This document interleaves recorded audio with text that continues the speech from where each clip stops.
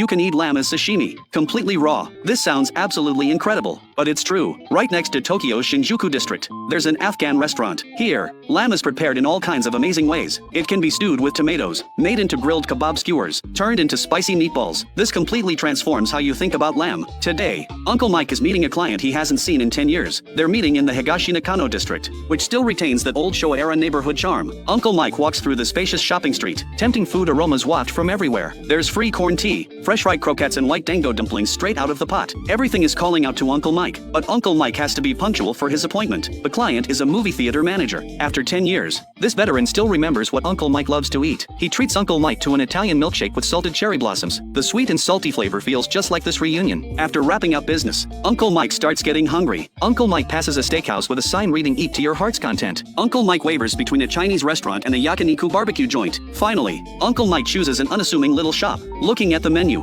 you couldn't possibly guess what cuisine this is, but there's a cast iron lamb dish that looks really appealing. The restaurant's decor is unique. The walls are covered with exotic ceramics. Customers come from all corners of the world. Opening to the first page of the menu, Uncle Mike gets it. This is an Afghan restaurant. The grilled skewers are all 300 yen each. There's also an 880 yen lamb cast iron dish that appears to be the signature item. The server first brings a cup of yogurt called dew. This yogurt is used in Afghanistan to cool your palate and cut through the heat. It has a subtle cinnamon aroma. It also contains cucumber pieces, making it incredibly refreshing. The lamb skewers and lamb meatballs arrive. The lamb skewers have substantial chunks of meat, leg of lamb. The aroma is rich and intense. When you bite down, there's great texture, and the more you chew, the more flavorful it becomes. The lamb meatballs contain 5 or 6 different spices. With each bite, the spice flavors just burst forth. Incredibly aromatic, with bold, intense flavor. The most surprising dish is the lamb sashimi. Thin slices of meat that are just lightly seared. Dip it in a little olive oil and salt, and you're ready to go. There's absolutely no gamey lamb flavor whatsoever. Instead, it's clean, sweet, and tender. The owner explains this meat comes from young lambs still nursing. The meat is very pure. It hasn't developed any gamey taste yet. The lamb and tomato hot pot and naan bread also arrive. The tomato's sweet and tangy flavor has been stewed right into the lamb. The pot bubbles and gurgles away. It tastes of rich tomato with a hint of heat. The lamb has no off-putting smell at all. This flavor is seriously addictive. The naan bread is baked in a traditional clay oven. It's slightly crispy on the outside,